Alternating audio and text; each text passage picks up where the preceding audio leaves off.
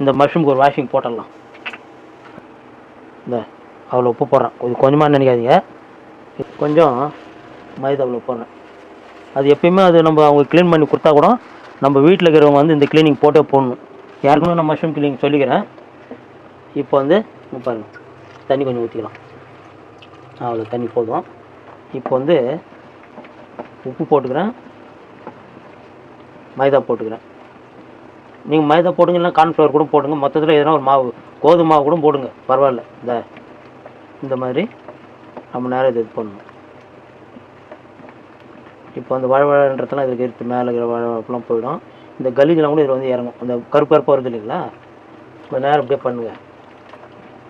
பண்ணிங்கனாக்கா அந்த உள்ளுக்கிற இதெல்லாம் கற்பகிறது, அது இந்த குழப்பு இதெல்லாம், ஏன்னா ரொம்ப நாள் ஸ்டாக் இருந்தால் கூட ஒரு மாதிரி குழன்னு இருக்கும். இப்படி வந்து ஷைனிங் வேணும் நம்மளுக்கு. அது தொட்டாக்கா அதில் வந்து படாத மாரி இருக்கணும்.